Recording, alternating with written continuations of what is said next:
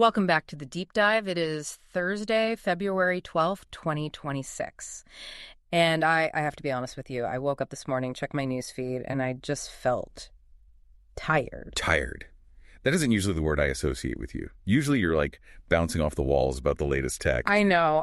But listen to this list from just the last, 48 hours? We have the release of Sora 2.1. Mm-hmm. We have Veo 3.1 dropping from Google. We have a new update for Runway. And then, and I promise I'm not making this up, I saw a press release for something called Nano Banana Pro.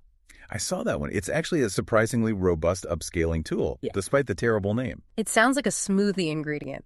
But my point is, it feels like we are drowning in tools. Every single week, the promise is the same: faster, sharper, smarter. This will change everything. Right. But I think for a lot of our listeners, especially, the small business owners, the consultants, the people trying to build a personal brand, there is this creeping sense of, tool overload. Yeah. Or maybe AI fatigue. I think AI fatigue is the perfect term for it. And you are definitely not alone in feeling that. We are seeing a massive shift in sentiment right now in early 2026. Really? Oh, yeah. Yeah. For the last 2 years, the narrative has been pure hype. AI will do everything for you. You'll just sit on a beach and money will roll in. Right. The passive income dream. Yeah. The 4-hour work week, but now it's a 4-minute work week. Exactly. But the reality that is setting in for a lot of people is that while AI is revolutionary, and let's be clear, it absolutely is, using these tools effectively for high-quality production often means taking on a new job title you didn't ask for. You stop being a CEO or a coach or a creator, and you start being a prompt engineer. And that is a grinding, technical, often frustrating job. That is exactly where we are going to plant our flag today. We are going to cut through the marketing fluff. We aren't going to talk about potential. We are going to talk about logistics. Cool. Cold, hard math. We have pulled together a massive stack of sources for this deep dive. We've got the 2026 pricing sheets from Voxel Micro Video Labs in San Pedro. We've got the hidden subscription tiers for platforms like DeepBrain and vidBoard. And we have the technical documentation for Google's Veo 3 regarding rendering times and credit usage. And we aren't just going to read a spec sheet. We are running a simulation, a head-to-head cage match. I love a good cage match. It's the only way to really see the truth. We're pitting two contenders against each other in a very specific scenario. The scenario is you need to produce a standard 10-episode season of a long-form video show. Okay, let's define the specs so everyone is on the same page. When we say long-form, what are we talking about here? Are we talking 20 minutes, half an hour? We are talking about a serious podcast or a thought leadership series. 10 episodes, 50 minutes each, released over a 10-week season. Okay, so simple math. 10 episodes times 50 minutes. That is 500 minutes of finished, polished content. 500 minutes. That is the magic number. Keep that in your head. Got it. 500. And the contenders. In the blue corner, we have the physical world, specifically Voxel Micro Video Labs. This is a physical studio space down in San Pedro that operates on a live-to-tape model. Old school cool. I like it. And in the red corner, we have AI-generated video. But we need to be nuanced here because it's not all the same. We are going to look at both the avatar models, the talking heads like Synthesia, right, and the high-end cinematic models like Veo and Sora that generate video from scratch. And the core question we are trying to answer is, beyond the hype, beyond the cool factor, what is the actual cost? Not just in dollars, but in time. Because when I was prepping for this, looking at the raw data you sent over, I actually thought there was a typo in the spreadsheet. No typos. I checked it 3 times. The disparity is shocking. One method, spoiler alert, costs around $1,400 for the whole season. The other could run up to $15,000. And the expensive one isn't the physical studio. It creates a very interesting economic paradox that I don't think many people have realized yet. So, okay, let's unpack this, because the numbers are not what I expected. I think most people assume software equals cheap and physical world equals expensive. Let's start with the sticker price, the financial breakdown. Walk us through the Voxel side first. Let's look at Voxel Micro Video Labs. The sources describe this as a time-in-room model. And to understand the cost, you have to understand the business model. It is, at its heart, a traditional real estate play, just optimized for velocity. Optimized for velocity, meaning what? Meaning you aren't paying for the output. You aren't paying per pixel. You aren't paying per megabyte or minute of footage. You are paying for the time you physically occupy the space. So like a karaoke room. Exactly like a karaoke room or a parking spot. Whether you park a Ferrari or a beat-up Honda, the hourly rate is the same. Whether you record a Nobel Prize-winning speech or you just sit there eating a sandwich for 50 minutes, the cost is the same. Okay, so looking at their 2026 launch rates, they have something called the Velocity Plan. This is their entry-level option, right? Right. This is designed for the solo creator or maybe a duo. It's priced at $30 per 50-minute session. Stop. $30 for a nearly hour-long recording session in Los Angeles. That seems... $30. That sounds impossibly low. How do they keep the lights on? Well, it's unstaffed. Or rather, it's automated. The lights, the cameras, the audio. It's all preset. You unlock the door with your phone. You sit down. You hit a big green button. There's no audio engineer in the booth charging you an hourly rate. It's infrastructure as a service. Okay, so that's the basement price. But what if I want to look like I'm on CNN? What if I need more cameras, a bigger space? They have a global leader suite. That's the flagship. 4 cameras, cinematic lighting grids, a 400-square-foot suite with multiple sets. That runs $140 per session. Okay, so let's do the math for our mission. 10 episodes, 50 minutes each. If I go with the cheap Velocity Plan, 10 times $30. That is $300. $300 Whoa. for an entire season of high-quality content. And if I go for the global leader luxury suite, 10 times $140. That is $1,400 total. Exactly. And the sources do note that these are launch phase rates, so there's a 50% discount applied currently. Yeah. But even if you doubled it, you're still under $3,000. But for our comparison today, the price on the receipt is $1,400 max. Okay, so $300 to $1,400. That is our baseline for the physical world. Now, let's pivot to the digital world. And I want to be careful here because AI video it's a bucket term that holds a lot of different things. It really is. We need to distinguish between avatars and cinematic generation. They're completely different technologies with completely different cost structures and, frankly, different purposes. Let's start with the avatars then. The faceless option, as the source calls it. This is tools like vidBoard, Hagen, Synthesia. Right. Technically, these are LLM-driven text-to-speech engines paired with a lip-sync model. Yeah. You aren't really filming anything. You are typing a script, and a pre-recorded digital puppet reads it for you. Looking at the pricing here, vidBoard is coming in at around 50 cents per minute. Which is incredibly cheap. It's basically a commodity at this point. So for our 500-minute season, that's roughly $250. Technically cheaper than the Voxel baseline. By $50. And then Synthesia, which is generally considered higher quality, better skin textures, better voice modulation, that's around $2.13 per minute on their creator plan. Mm-hmm. So for 500 minutes, you're looking at just over $1,000. Let's call it $1,065. So financially, the AI avatars are dead, even with the Voxel studio costs.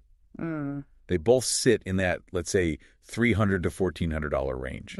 If you're just looking at the bank account, it's a wash. But the trade-off isn't money here, is it? It's something else. It's the human soul factor. Yeah, the sources mentioned this risk of alienating listeners. Precisely. Think about it. If you are doing a training module on how to file your expense reports, an avatar is fine. Nobody expects passion and connection there. $250 well spent. Yeah. But for a 50-minute podcast where you are trying to build a connection, trust, authority, asking a listener to listen to a synthetic voice for 500 minutes over 10 weeks, that is a big ask. It's the uncanny valley. You can tolerate it for a 30-second TikTok, but for an hour, it becomes, exhausting to the brain. Exactly. It creates a subconscious barrier. Yeah. You know it's not real, so you don't fully trust it. There's no real person there. Okay, but now let's talk about the big guns. The cinematic AI. This is VO3, this is Sora, the tools that promise to create video that looks like a Hollywood movie. You type 2 people discussing philosophy in a spaceship, and boom, it appears. This is where the math got really weird for me. This is where we have to talk about the pixel model versus the time model. It's a fundamental shift. The sources say the cost here just explodes. Why? Why is it so much more expensive than a simple avatar? Because of how it's built. An avatar is just manipulating a pre-existing 2D image. It's relatively light computational work. Cinematic AI is generative. It is calculating the physics of light, shadow, texture, and movement for every single pixel, frame by frame, from scratch. Computed minutes. I saw that phrase. Exactly. Think about the physics of it. When you use a camera in a studio, you are passively collecting photons. The sun or a light bulb does the heavy lifting. The sensor just catches it. It's virtually free. Nature provides the data. Right. But with generative AI like Sora or Veo, the computer has to hallucinate every single pixel based on probability. It is calculating the trajectory of light rays that don't even exist. Mm-hmm. That is an immense heavy lift for a GPU. Oh. You aren't just paying for storage, you are paying for the electricity to simulate an entire reality. That makes sense. It's the difference between taking a picture of a mountain and building a mountain out of clay, particle by particle. Perfect analogy, and building that mountain is very, very expensive. So let's look at the Veo 3 pricing. The source estimates approximately $30 per minute of generation. Approximately, yes. That's a good working number. So let's do that math. 500 minutes of content times $30 a minute. You're looking at $15,000 for the season. $15,000. And honestly, that is a conservative estimate. It could be higher. Okay, stop. I have to play devil's advocate here. $15,000. I'm looking at the OpenAI and Google sign-up pages right now. They have pro plans for like $20, $50 a month. How are you getting from $20 to $15,000? That feels like you're inflating the numbers to scare me. I wish I were inflating them. This is what we're calling the credit trap that tricks everyone up. The credit trap. Look at the fine print of that $20 a month subscription. What does it actually get you? Usually it gets you a set number of credits, maybe 500 credits. Okay. Seems reasonable. But generating high-def, 4K, 60 frames per second video, it burns credits like a bonfire. That $20 subscription might cover, 3 minutes of finished video. 7 minutes. Seriously. Maybe 5 if you're lucky, and you lower the resolution. So once you finish your intro sequence for episode 1, you are out of credits. The subscription is dry for the month. So for the rest of the 495 minutes of the season, you are forced into pay-as-you-go overage rates. You are buying credit packs at a premium. And when you scale that up to a full 500-minute season, that is where the $15,000 figure comes from. You get hooked on the low monthly fee, but to actually produce that volume, you're paying a la carte pricing for every single minute. That is just wild. I mean, usually we think of software as the cheap option. We think, oh, physical stuff, cameras, lights, rent, that's the expensive part. But here, the physical studio is $1,400 and the software is $15,000. It completely flips the traditional business logic on its head. But wait, it actually gets worse, doesn't it? Because that $15,000 estimate assumes something. It assumes that I generate 1 minute of video and it's perfect and I use it. Which, if you have ever used these tools for more than 5 minutes, you know is an absolute fantasy. This brings us to the hidden tax of AI, the rewrites and the refinements. Yes. This is the difference between a deterministic tool and a probabilistic tool. And this is crucial for anyone thinking about using AI for serious production. Unpack that for us. Deterministic versus probabilistic. Okay, so imagine you're baking a cake. If you follow the recipe exactly, flour, eggs, sugar, oven at 350, you get the same cake every single time. That is a deterministic process. Okay. A camera is deterministic. You point it at a chair, you hit record, you get a video of a chair. It happens the same way every time. Predictable. Reliable. Okay, I get that. Reliability. AI is probabilistic. It's more like describing a cake to a painter who has never actually eaten food but has only seen millions of pictures of it. You say chocolate cake and they paint one. It might look great, but the next time you say chocolate cake, they might paint it with pickles on top because they saw a corrupted image once and got confused about what a cake is. Pickles on the cake. I like that. It's the slot machine effect. Yeah. You pull the lever, you write the prompt, and you hope you get 3 cherries. But a lot of the time you get a lemon. And in video, what does a lemon look like? What are these pickles? It looks like a hand with 6 fingers. It looks like the lighting suddenly shifting from day to night in the middle of a sentence. It looks like the character's shirt changing color between frames. It's hallucinations, physics errors, consistency problems. So bringing this back to the cost.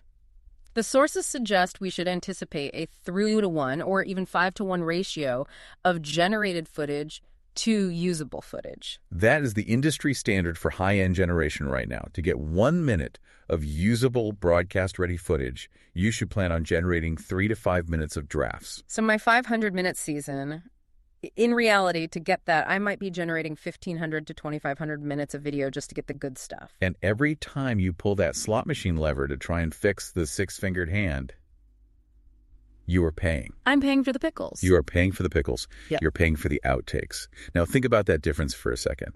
In a Voxel studio, if you mess up a line, you stop, you laugh, you say it again. What did that cost you? Maybe 10 seconds. $0. Yeah. In an AI model, if the AI messes up the line or the visual, you have to go back, tweak the prompt, and regenerate. That outtake costs you another $30. That is a staggering difference. You are literally paying for the machine's mistakes. And we haven't even touched on the mental toll of all this. Yeah. The sources mention AI burnout and tool fatigue. Yeah, talk about that, because I think people imagine AI is just click and done, simple. It's far from it. Imagine you're sitting at your desk. It's 11:00 p.m. You have generated a clip 4 times now. First, the eyes were wrong. Then the voice was robotic. Now, finally, the voice is good, but the background is warping, strangely. So you have to go back and tweak the prompt again, make background stable and static. Generate. Wait 5 minutes for it to render. The result comes back, and now the eyes are wrong again. Oh, man, I can feel my blood pressure rising just hearing that. It sounds maddening. It's a game of whack-a-mole. And what small business owners are finding is that instead of creating their content, they're spending their days just tweaking these text prompts. It turns into a second job. You aren't a creator anymore. You're a machine operator, a quality control technician for a very unreliable machine. It's the tool fatigue we talked about right at the beginning. It just grinds you down. Exactly. So let's pivot to the third big comparison point. We've done money. We've done the mental toll. Let's talk about simple time, because the promise of AI is always speed. Create video in minutes. Go from idea to screen instantly. Speed is the marketing hook, for sure. But when we look at the time to produce for a full season, the story changes again.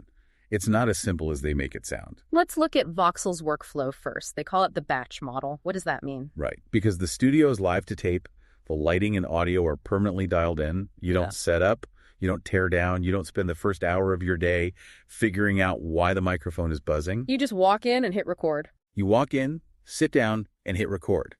And because of that efficiency, you could record the entire 10-episode season, all 500 minutes, in just 2 days. 2 days for 10 weeks of content. 2 5-hour sessions. You sit down on a Monday, you record 5 episodes back-to-back, you come back Tuesday, you do the next 5.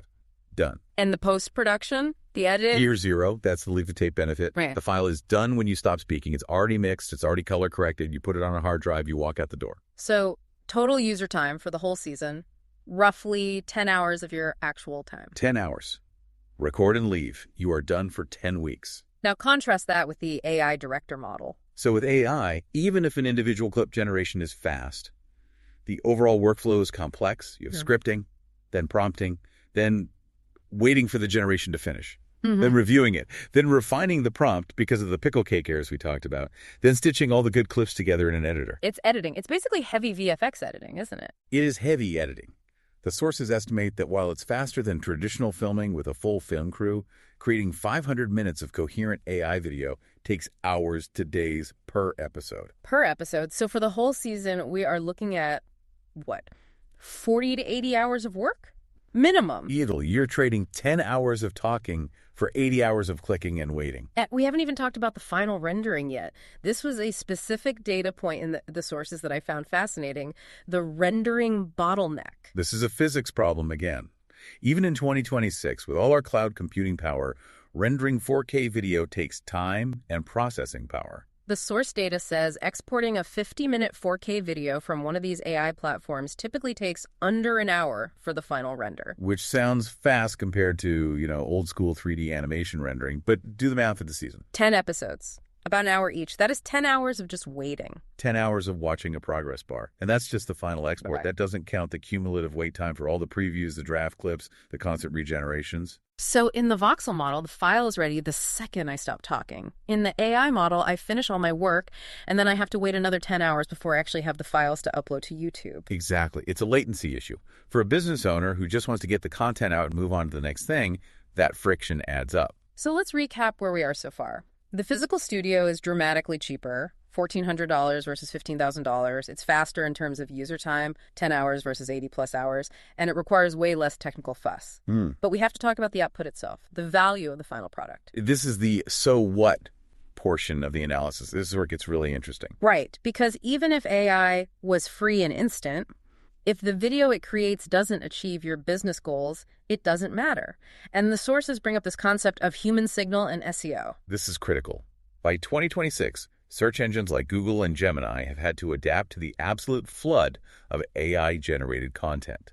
They're filtering aggressively. They're looking for EET. Experience, expertise, authoritativeness, and trustworthiness. The four horsemen of modern SEO. And an AI avatar. Has no experience.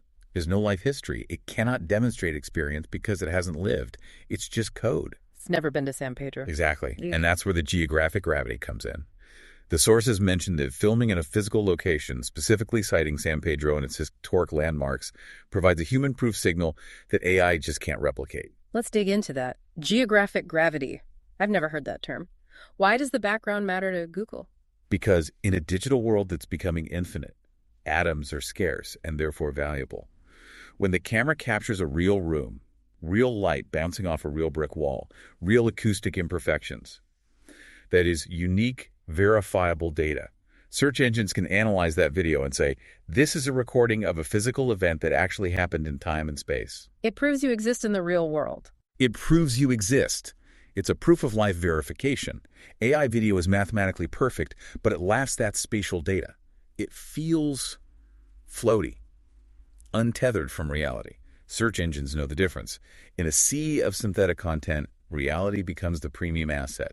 It ranks better because it is harder to fake. That makes so much sense. Geographic gravity, I like that.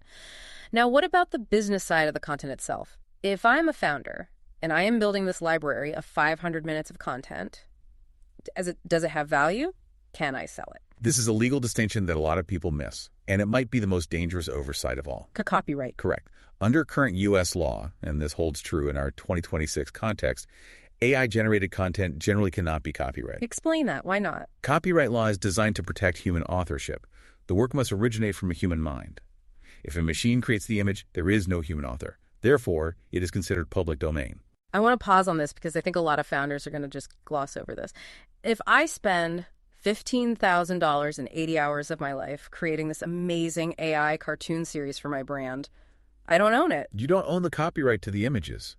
Anyone could technically rip it, re-upload it, sell T-shirts with your AI characters on it, and legally there's very little you can do. So if I try to sell my company in 5 years and the due diligence team looks at my content library... This is the nightmare scenario. They look at your 500-minute video library, which you've told them drives all your leads, and they ask, do you own this intellectual property?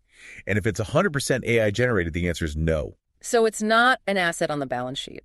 It's worse than not being an asset. It's a public liability, in a way. You have built your castle on rented land. Its value is zero. Ouch. That is a deal breaker for a lot of people right there. That's a huge, huge risk. Now, contrast that with the Voxel footage. That is a human-authored asset. It is you on camera. You own your likeness. You own the performance. You own the recording. It is proprietary intellectual property. It goes on the balance sheet and increases the valuation of your business. And then there's the liability issue. We talked about visual hallucinations earlier, the six-fingered hands.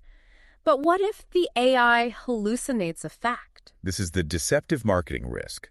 If you use an AI tool to generate a script or a video, and it promises a feature your product doesn't have, or it cites a law that doesn't exist. Who gets sued? The AI company. No, you do. The business owner is liable. You are the publisher. You are responsible for the output of the machine you used. But with Voxel, it offers verified human truth. You're on the record. If you say it, you know you said it. There's no algorithm putting words in your mouth and getting you in trouble. It's just safer. Legally, financially, reputationally. It's significantly lower risk across the board. Okay, we have hammered AI pretty hard here. And for this specific format, it seems like the data is clear. But we need to be fair. There is a digital first versus pro level trade-off here. It's not that AI is useless. Not at all. There are absolutely scenarios where AI wins, and wins big. It's about using the right tool for the job. So where does it win? When should I use it? High volume, short form. Oh. If you need 50 one-minute clips for TikTok and you don't want to change your shirt 50 times, AI is brilliant for that.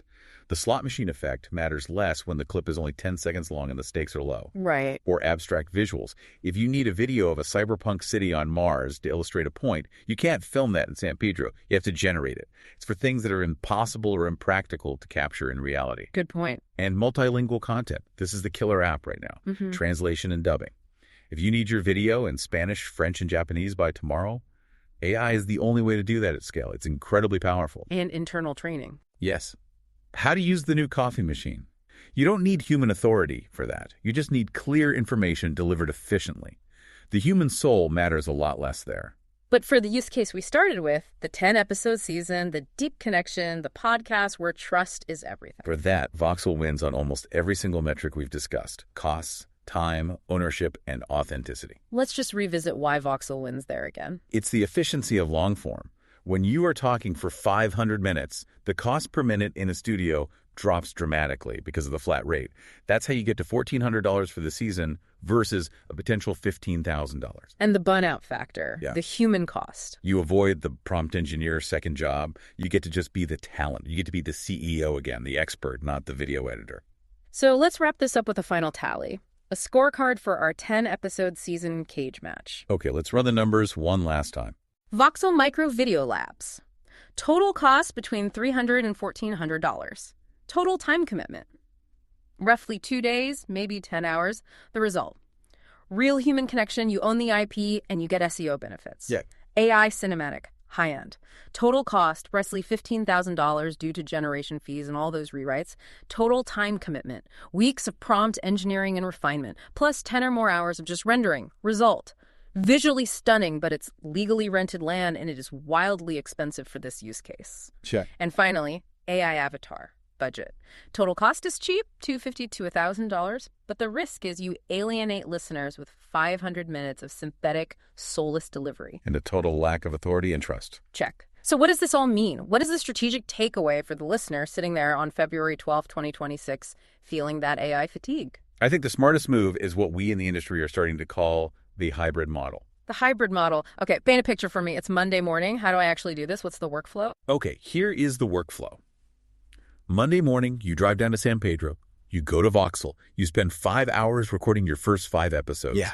You are the face. You are the voice. You are building the trust. I'm creating the human asset. Exactly. You get that geographic gravity.